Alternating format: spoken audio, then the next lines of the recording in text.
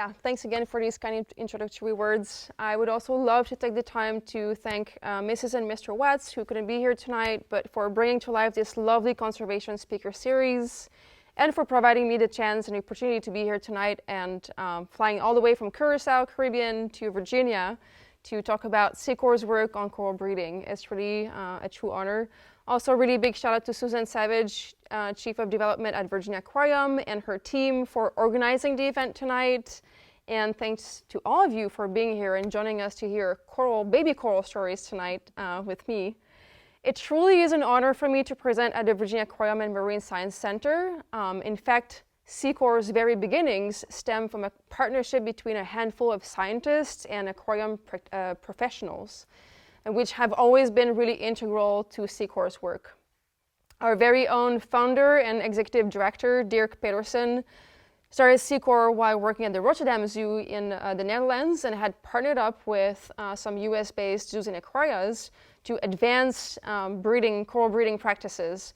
And that included, for example, Skylar Snowden, who was just introducing me earlier. Since then, our network of zoo and aquarium partners has only grown and strengthened, and it is in 2015 that the Virginia Aquarium joined us for the very first time in Curacao for one of our training events on the island. Since then, the Virginia Aquarium has been supporting our work through yearly donations, but most importantly by providing us with 1 month a year of field assistance all the way down to Curacao and assisting us during the coral reproduction season. So many of you that work at the aquarium have probably recognized Evan. Again, Evan is sitting up there. He's been coming down to Curacao every year for about a month a year with unparalleled dedication and enthusiasm for the work that SECORE does. I actually would like to take a moment to thank the Virginia Aquarium and give a round of applause for the Virginia Aquarium for the continued support to SECORE.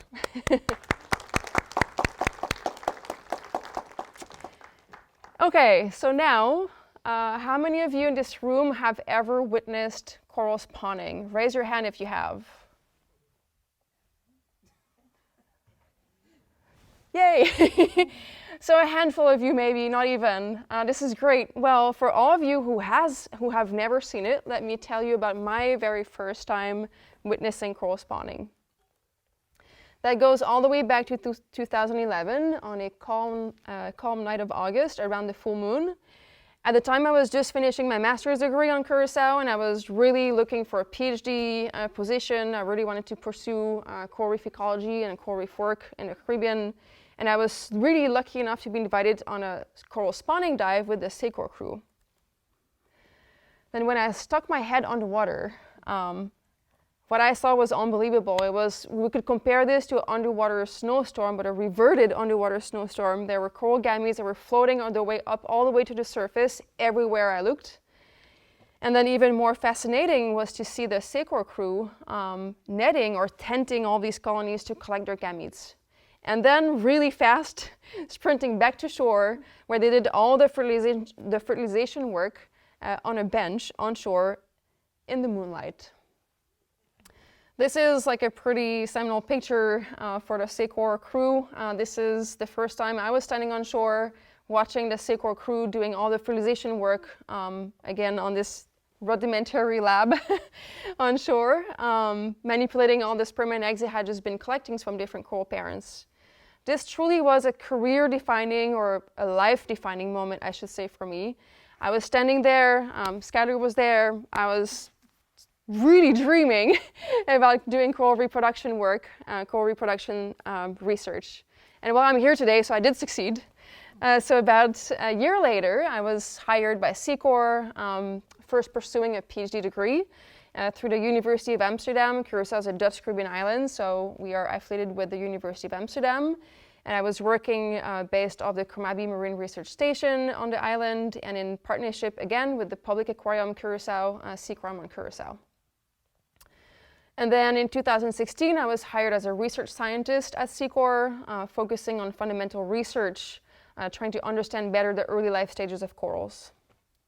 SECORE, however, is really not only just about research. Research is one component of what we do because, SECORE, our name stands for sexual coral reproduction, And our mission is really to develop, to create and share the tools and technologies to sustainably restore coral reefs worldwide using coral breeding techniques.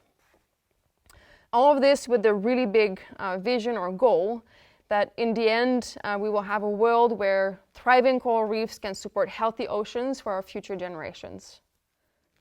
As probably all of you know, and that's probably the reason why you're actually here, you know that coral reefs are critical ecosystems on Earth.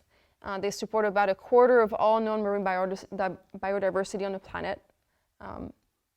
Besides all the big fish and the small fish and all the tiny critters that live on coral reefs, we are 1 billion human beings that depend directly or indirectly on coral reefs. The estimated global economic value of coral reefs approaches about $10 trillion every year. And that is, for example, through income from local fisheries, also because they support the tourism industry. I mean, they create beautiful postcard landscapes, but also underwater, which is attracting millions of avid divers every year to travel all the way to the tropics to immerse themselves in the whimsical coral reef landscapes. Coral reefs also provide really crucial, critical coastal protection. They absorb about 90% of incoming wave energy. So they're really buffering our shorelines from incoming storms. And I mean, I don't think I need to say how important that is in a time of sea level rise and increasing hurricane incidents. Maybe some people don't know about this either, but coral reef plants and animals are a really great source of new medicines. Some medicines that are being developed to treat, for example, cancer, arthritis, human bacterial infections, Alzheimer's, heart diseases. I could keep going. Anyways, coral reefs are super important, and only really healthy reefs can support or provide humankind with these goods and services. So when coral reef degradation happens, we're actually putting ourselves at risk. Really sadly, coral reefs are facing a lot of different threats, with marine heat waves, for example, causing coral bleaching and corals to die. There's a lot of local factors that are also at play with, for example, overharvesting of key species. In this case, these were parrotfish. Parrotfish keep a reef clean from algae. Algae are bad for corals because they can overgrow them. So these parrotfish are kind of the cleaners of the reef, but they are overharvested in many places. There's also a lot of uncontrolled coastal development and, well, everything that does come with it, including very devastating diseases. This is the stony coral tissue loss disease, Skittle D. Some of you from the aquarium probably know about it. It can wipe out entire areas of reef within like only a few months. But this is very depressing, and this is not the point of this talk. Actually, the reason why I just went through all these slides is to convey the point that it is important, like it is urgent to act now. In 2021, there was a really important policy paper that was published. It is called Rebuilding Coral Reefs, not dying coral reefs, but rebuilding coral reefs, a decadal grand challenge. This policy paper was written by a group of top scientists in response to the coral reef crisis, and it really urges humanity to act now because the coming decade will really be decisive for the fate of coral reefs. These authors identified 3 different main pillars which we need to address in order to rebuild our reefs. The first one being to reduce climate threats by, for example, using greener energies. The second would be to improve our local conditions, so controlling our fisheries, making sure we don't do excessive coastal development, and so on. And the third one is investing in active reef restoration, and this is where SECORE International plays an important role. It is increasingly recognized that in order to be able to jumpstart reef recovery, we need direct active interventions in the ecosystem, while of course we also address the 2 other important pillars that I just mentioned. So when it comes to restoration or coral propagation, there's 2 main approaches. The first one is the use of asexual coral propagation. A lot of you are probably really familiar with this approach, this technique. Because corals are clonal, colonial, they are actually able to regenerate from fragments. So let's imagine I'm a coral. There's like a very heavy surge and one of my arms is broken off and falls on the reef. it actually will be able to regrow on the reef floor if the conditions are good. It will regrow into a new Valerie, so a copy of myself that has identical genes to myself. So that would be like a Val clone next to me. This is a really good thing because it means that when you use fragmentation, you can quickly, rapidly create new colonies, new biomass, increase the three-dimensional structure on a reef, increase reef habitat. So pretty quickly you can regenerate reef function. However, like I mentioned, the fragments that you are propagating will be copies from each other, so you are not enhancing genetic diversity. Why is that important? Why do we care about genetic diversity? Well, genetic diversity is kind of the material that we use for adaptation. The more diverse a population is, the more chances some of the individuals in that population will be able to rebound from different stressors. One can be great at dealing with a disease, the other one is really good at heat stress. So altogether, the population that are very diverse can survive whatever conditions on a reef. The other advantage, though, of asexual reproduction that I really want to stress here is that they can also serve as live banks to keep some of our wild diversity, or genetic diversity, safeguard that diversity in those nurseries through time, and then you bring a lot of genotypes together. And actually, as SECORE, we really often work at those nurseries to go collect spawning materials from these corals because they're all different genets at the same time in the same place. So this technique is very complementary to what SECORE does, which is based on the sexual reproduction of corals.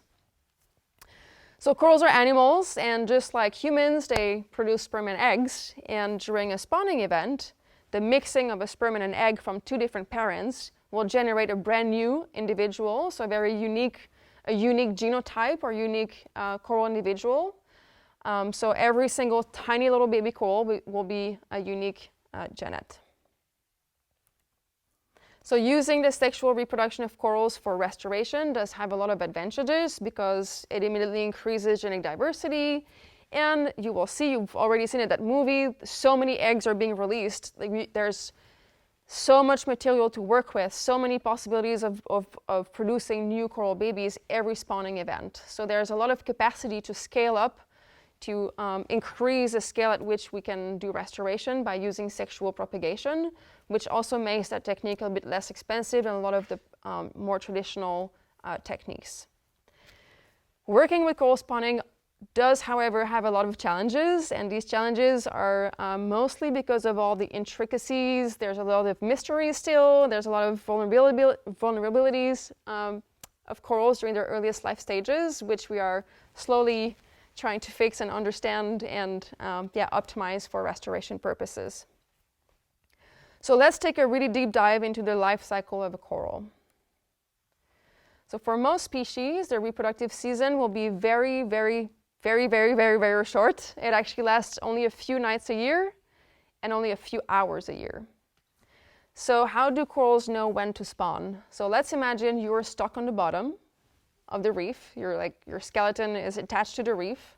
So it's not like when the time comes you can walk around and then go find, a potential partner and do some sort of fancy parade and convince each other to spawn at the same time. That's not going to happen. You're stuck on the bottom.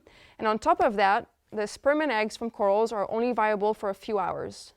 So if you spawn a little bit too early or a little bit too late, you literally will have missed a party and you will have wasted a whole year of investments in reproduction by a few hours because you spawn at the wrong time.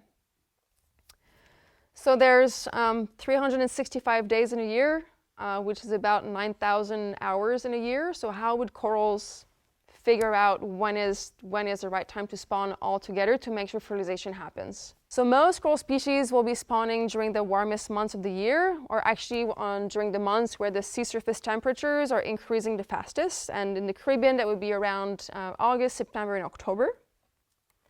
And then they will schedule the date of the month based on the lunar cycle. So most species will be spawning around the full moon. The exact time of spawning will then be set by the sunset time, so different species will spawn at different times of the night following the sunset. And then at that secretly appointed time, colonies of the same species will start releasing their gametes in the water column. Now, some species are hermaphrodites, which means that they're both male and female. So one colony is both male and female, and they will be releasing these bundles of eggs and sperm. Here's a close-up of a bundle. So you can see here there's about 100 eggs that are nicely packed together, and with the sperm cells that are distributed around those eggs.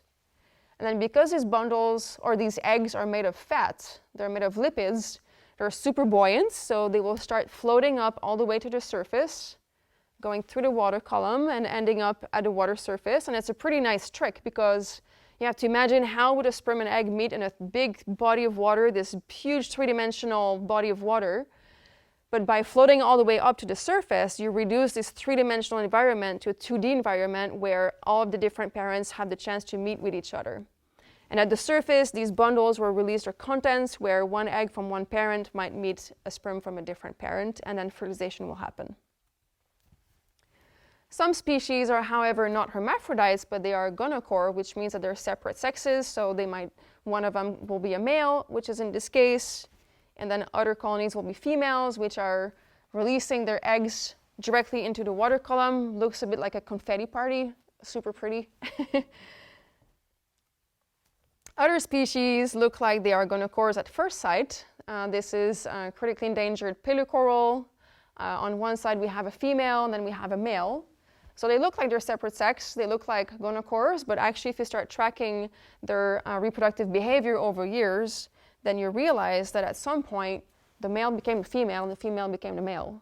So they actually are hermaphrodites, but sequentially through time. So at some point in their life they actually change sex. Now some females actually do like to play it safe. This species I really like, it's called a flyer-cup coral, and what you see in the tentacles here are a bunch of eggs that are not being released yet because this female is waiting for the males to spawn first. So she has these eggs in her tentacles and she's just waiting for the males to fertilize the eggs before she will release them. So it's kind of a really, really neat strategy where it's like, oh, before I'm going to just shoot out everything, I'm going to make sure that they're fertilized. And then some females play it even safer. This is, you have to look all the way at the top. There's a tentacle, and all the way at the top of the tentacle, there's a coral larva that's actually fully developed. So that's a few weeks after fertilization. So this female has been retaining her eggs. She's been waiting to be fertilized by a male. And then a few weeks later, these fertilized eggs have developed into a coral larva, which is ready to be released on the reef. So she's been really, really conservative and doing a lot of nurturing. We call this species brooding species. Now, whether fertilization happens internally within the mother colony or externally in the water column, this is what fertilization would look like. This is the big black blob is an egg, and everything you see moving on the other side are sperm cells that are hoping to fertilize this egg. The first time I saw this footage, this was taken in my lab about 2 years ago. It was just mind-blowing to see how this happens. So if everything goes really well, the fertilized egg will start developing into an embryo. It will go through many different cell divisions and tissue rearrangements. This is sped up 1,500 times. That normally takes about 2 days, and it's on repeat. But yeah, it's very impressive to see, one round egg start dividing in more and more and more cells and turning into a coral larva.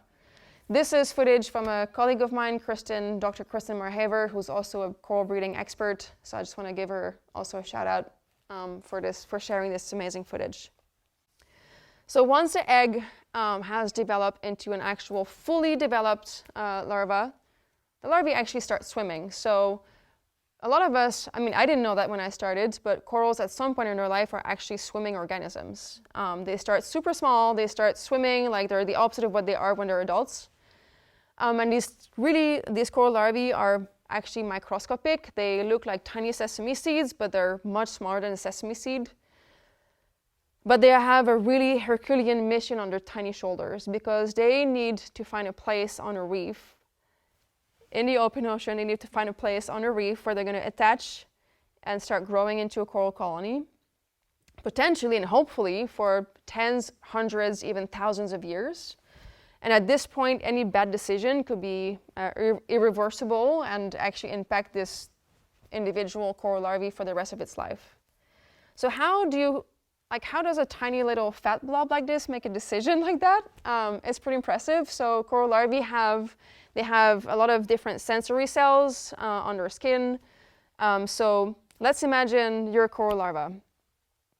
First of all, you've been spawned, the eggs have been floating at the surface, and they've been developing in the water column. Sometimes you've just been drifting for like 2-3 days. And then you start swimming and you have to find your way to the reef. Well, these tiny creatures actually are able to respond to reef sounds. So in order to make sure that they don't swim towards the open ocean and that they swim towards the reef, they have these little hair or cilia on their skin, which makes them able to respond to vibrations, which means that they can hear sounds in a way. And some scientists in Curacao and other places have actually done these really neat experiments where you would stick larvae in a big tube and have 2 speakers on each side, one speaker that plays ocean sounds like open ocean sounds and reef sounds on the other side. Reef sounds being, for example, waves crashing on shore, parrotfish biting, little shrimps doing their whatever noise. Coral larvae swim towards the reef sounds, so they can actually really react to reef sounds. They're also able to sense light levels. That's pretty important because they don't want to end up like 500 meters deep. They depend on light. So they are able to gauge at what depth they are, more or less, and every species has their own depth, preferences. So they will be able to, find, what depth they want to be.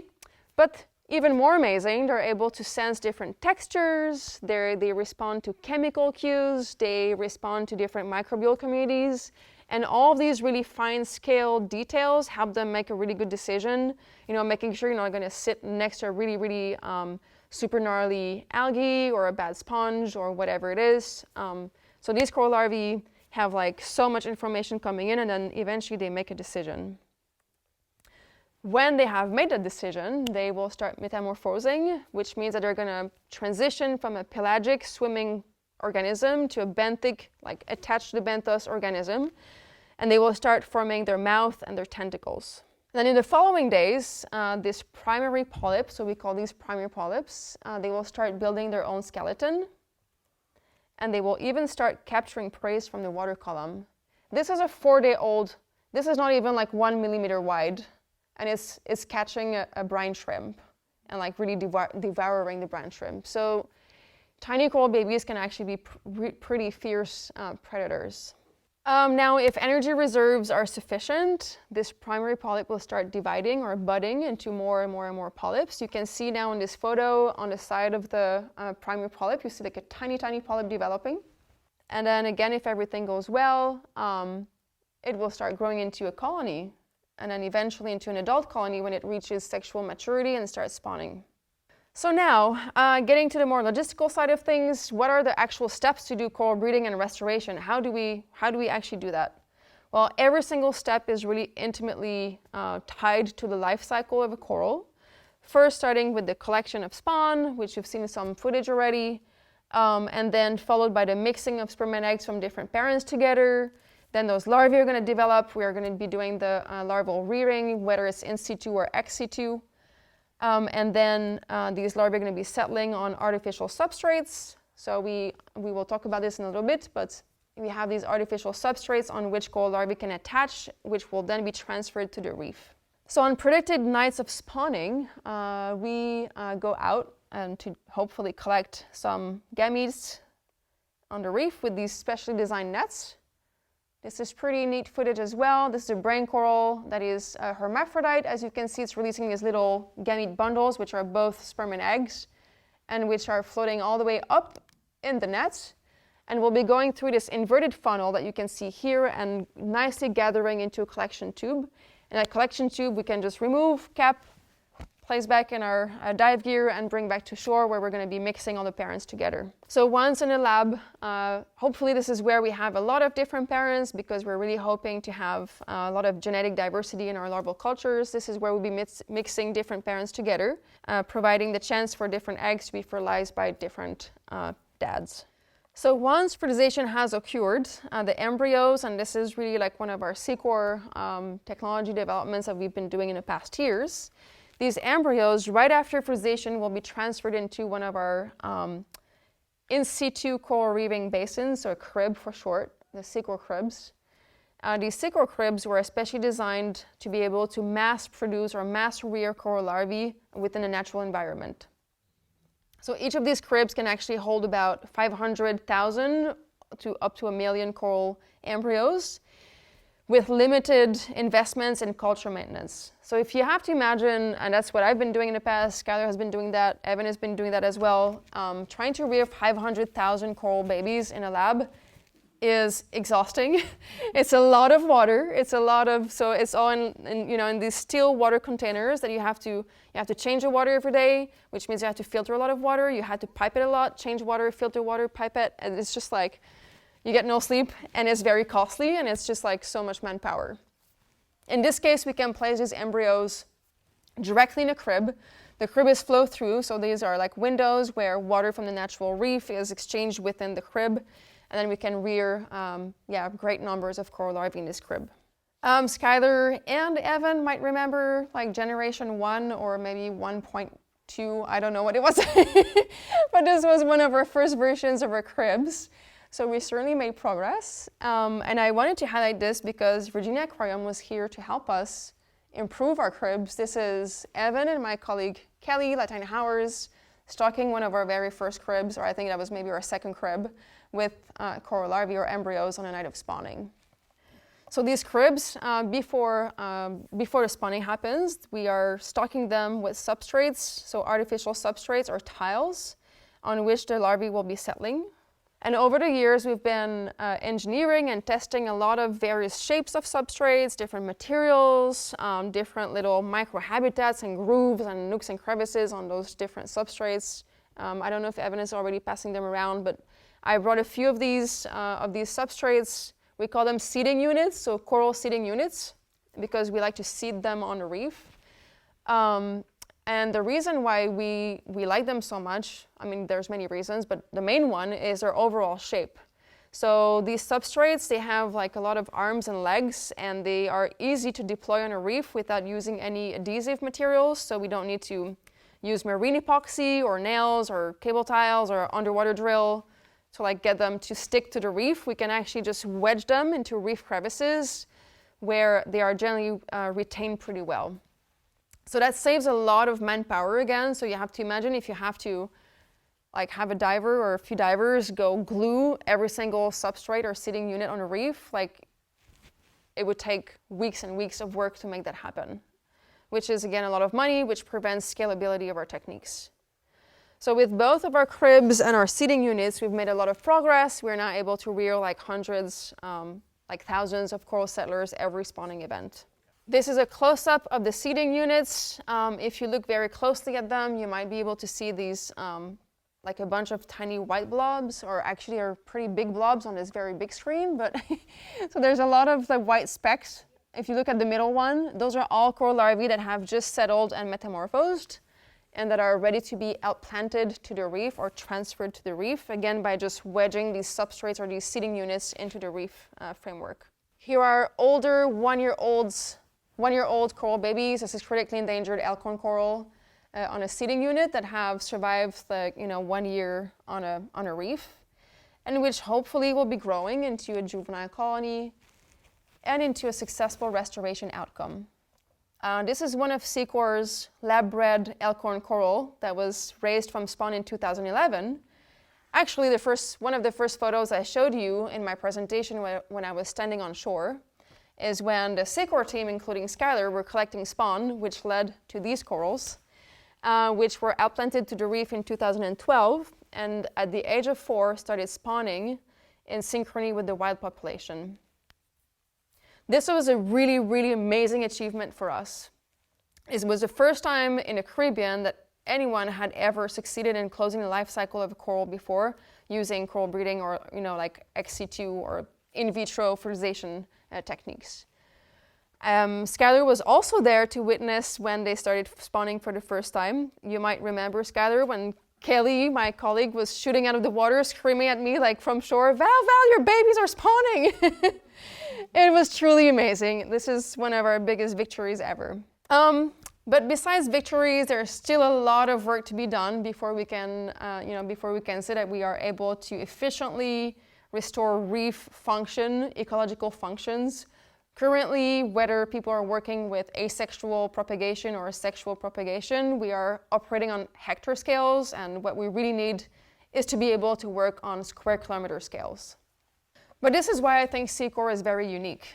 So because we do combine biological research with technology development and implementation, we are able to provide more scalable and cost-effective technologies for those nations and organizations that want to protect their reefs and their shorelines. So in other words, we believe at SECORE that to scale up restoration or coral breeding, we need to work with more species, and that requires biological research.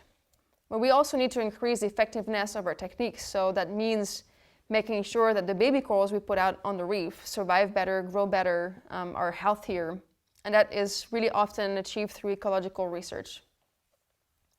Second, we also believe that using technology and innovation will really help us get us there to work on much larger scales, like doing really mass production of coral larvae at every single spawning event. And then third, we also believe that scaling up can be achieved by simply working at more spaces, in more places and with more people. And this is what we do through our training and capacity building program. So let's look at all of these three programs in the last part of my presentation. So let's start with some examples of the research that we do. As mentioned, I'm based on Curacao, and I'm actually, I work for SECORE, but I am sitting at the Kermabi Marine Research Station on the island. Kermabi does have a really long history of doing coral spawning work since actually the 90s. Has been decoding a lot of the methods and spawning times from different species, which have made coral restoration work actually possible. A lot of my knowledge actually comes from my PhD supervisor, Dr. Mark Vermeij, and my colleague and coral breeding expert, Dr. Kristen Marhaver. They both have, really freely exchanged a lot of their knowledge through the years, and a lot of, provided me with so many tips and insights about coral spawning work. And my career has definitely been defined by both of them. So at SECORE and Kermabi, one of our primary research goals is to improve our understanding of the reproductive biology of different coral species. Now, each coral is different. They spawn at different times. They have different particularities when it comes to their development. They have different preferences. They like different surfaces, different amount of lights. They like different foods. They're all different. So it might sound surprising to some of you, but thinking about or assuming that coral species have the same requirements would be as crazy as thinking that a bird breeding practices, for example, could be applicable as much for a pelican and a hummingbird. They're very different organisms, and so are corals by different species. So a big focus of my work is to conduct species-specific research and really tailor our breeding practices to make sure that they fit every single species properly. And that all starts with figuring out when a species spawn. This is the coral spawning prediction calendar, which Kermabi generates every year based on our current knowledge. This is a 2012 version of our calendar. I wasn't there yet at the time, or I was just starting at the time. And it included a few species and a few months a year. You have to realize that for each of these predictions is based on hours and hours and hours of scuba diving at night to really find out precisely the timing of spawning or reproduction of each of these species. So Mark Vermeij, my former advisor, really often tells a very humbling story of when he was doing his PhD. And he was working on one particular species, a madrasa species, and this one is a brooder releasing larvae. And for a whole year, every day, he went underwater to look if they were releasing larvae, every day for a year. He also tells a story of him joining Manfred, one of the researchers at the time, who was studying the spawning times of one of the Montestria species. He was tracking 284 colonies for 7 hours a night, multiple nights in a row. So basically, we're setting up shop like on a shore, on a beach on Curacao, and had a ton of volunteers. They made this line on the reef with different Montastria colonies, and each diver had to be like 3-4 minutes at one colony, rotate until they would reach shore, get out, take a break, get back on the water for 7 hours, and do that again the next day and the next day, until they finally figured out when they spawned. So a lot of the legwork had been done when I started at SECORE and in these fields, and I'm very grateful because I could start doing research and not just be diving and watching corals, which is also really fun. But so this is our 2023 prediction calendar. It actually just came out today, so that's pretty exciting. It now spans two pages long, a lot more coral species, a lot more months a year, which definitely increases our capacity to work with a more diverse set of coral species and pretty much almost all year round. So actually coral spawning in some areas has already started last week. Some of my colleagues are currently in the lab pivoting. So now a bit more specifics about some of the research that we do, talking about coral spawning times. This is with the assistance of the Virginia Aquarium and through Evan's summer trips to Curacao. We now have the longest standing data set on colony level spawning times for the critically endangered Acropora pomata. We've been working at the same site for now about 10 years, where we've been tracking the spawning time for about 60 different individual parents. And so this data set is really slowly helping us to understand why some groups of colonies from a same population, same species, start spawning at different times. Is it the moonrise? Is it the tides? There's still a lot of unknowns about the spawning, especially with this species, which is quite unpredictable. And some years they spawn 2 days before full moon. Other years they spawn 15 days after the full moon. Sometimes it's August, sometimes it's September. So the whole time we're just underwater waiting for them to spawn. So we're actually getting closer and closer to getting answers, thanks to this really long-term data set that we now have. In the same line of work with, again, Evan being on Curacao between 2019 and 2022, we now have actually mapped the degree of compatibility between specific pairs of parents of this same species, so the Acropora or the elkhorn coral. And that's for about over 30 different colonies from that same reef with which we work every year. If you would come to that lab in August in Curacao, you could pretty much compare it to a fertility clinic. So we're now able to predict which pairs of parents will be a good fit and will successfully fertilize each other or not. And that really helps us to decide how we're going to mix different parents together in a fertilization culture. So for a few years, we have been compiling all the existing published and unpublished information for different coral species. And we call these the coral breeding fact sheets. So each of these sheets is about one species, and it really is a compilation of information about their reproductive biology, early life ecology, but also with a lot of guidance on larval propagation or coral breeding to make sure that we can raise them the best ways possible. And again, I want to highlight the Virginia Aquarium for actually significantly contributing to this last fact sheet there about the critically endangered elkhorn coral. These reference guides are currently being used by a lot of our implementation partners. They're in high demand around the Caribbean. People really use them in the lab on the nights of spawning. So again, a very big thanks to Virginia Aquarium for helping with these. What is next? So 2023 spawning season, we are really hoping to work with Evan during this next spawning season on Curacao to do large-scale feeding and co-culturing of coral settlers within one of our cribs. So we first aim to feed these coral settlers with artemias, or the little brine shrimp that you've seen earlier. We want to supplement our coral settlers with a bunch of energy before they are transferred to the reef, and hopefully that will help them grow and survive better. We also want to co-culture them with the long-spined sea urchin, the Diadema antillarum. Diadema is an urchin species that is a key herbivore or grazer on Caribbean reefs. It's a bit similar to parrotfish. They graze all the bad algae on a reef, and they actually give a chance for corals to grow. So we are hoping that by using the tiny juvenile diademas that we can actually keep our seeding units clean during the nursery period and on the reef around the tiny coral settlers, and give them a better chance to grow once they are transferred to the reef. So now in terms of engineering and technology development, we do have big plans, large plans for scaling up breeding and coral restoration. One particular example that we are currently working on is to really increase the number of eggs that we are able to collect every spawning event. So currently we are working with these spawning nets, which are individual collectors. So each diver is manipulating a few nets, and each net is placed above one colony at a time. And usually our maximum collection would be like 1 or 2 million eggs per spawning event. We are now developing what we call the multi-colony collector, which is basically like a really big party tent that's placed above multiple different colonies at a time. And we are hoping that with this new technology, we can collect up to 10 to 20 million eggs per spawning event.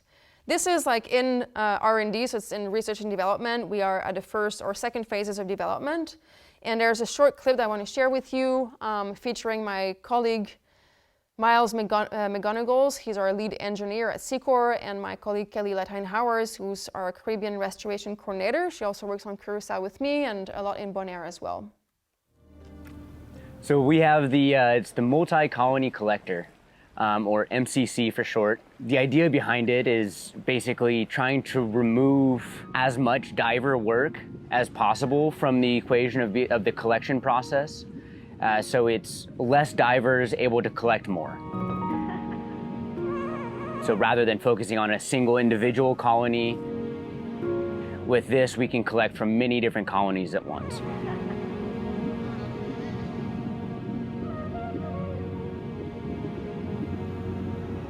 Well, here on Bonaire, we've got the Jeff Davis Memorial Reef, where we're setting up the MCC and testing it right now. This is a pretty excellent spot to be able to set it up. They pretty consistently see spawning within this window, and with such a gigantic patch of coral and so many different genotypes, it's pretty ideal for us to be able to continue to test and improve in this device. If you think of a shade canopy, a 4-posted shade canopy, but rather than the fabric being on the outside of the frame, it's on the inside of the frame. And then we've placed sand anchors at 4 corners of this reef patch. It absolutely is a challenge doing that at night.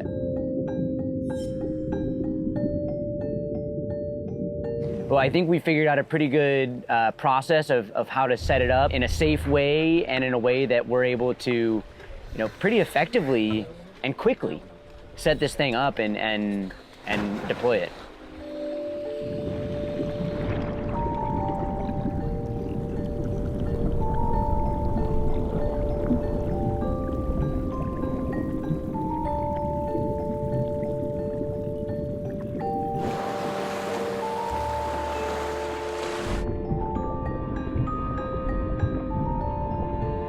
We can't talk. We use a lot of flashlight signals, so giving okays. It's a big circle on the ground or in the coral with your flashlight.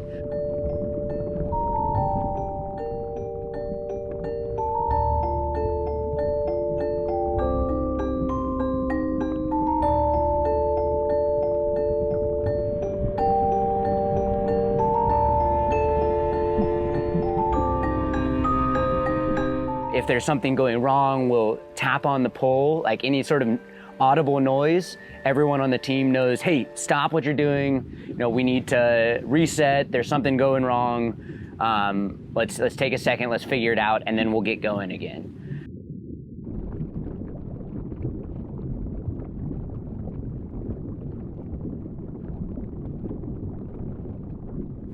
I have to admit that the first time they talked about making this frame, I was a little bit skeptical about it. I thought, wave action, how are we going to do this? But I really liked the way it worked. It was really easy to set up. It stayed in place quite nicely. I think it performed well. So with the multi-colony collector, we saw spawning 2 nights, which was awesome. That was part of our goal, was to see spawn, collect spawn with it.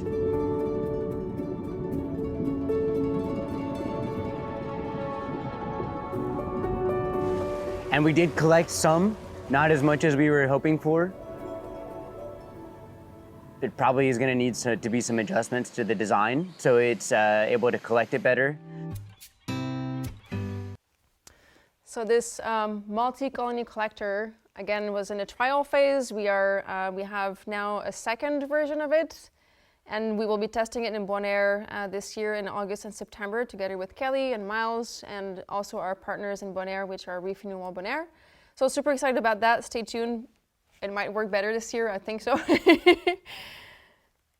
And then last is our implementation program. Like I mentioned, at SECORE, we believe that working with more people in more places is really important, and actually developing the tools and sharing those tools with the nations and organizations that actually can make a difference at their home reefs is really crucial. So we have, over the years, we have developed a very comprehensive training program to reach these goals, both with teachings underwater during the coral spawning events, so how to collect the gametes, how to recognize spawning, and then in the lab, how to treat, how to work with coral gametes and coral larvae. And then this program is now spanning about 5 years of commitment or journey. We start with identifying locations and organizations that have the capacity, and the interest and the capacity to run a coral breeding program. And not only run it for now, but run it, like really take it over and run it for many years in a row. These organizations are then invited to come to one of our workshops. That could be at one of our science centers, so for example, Curacao or Mexico.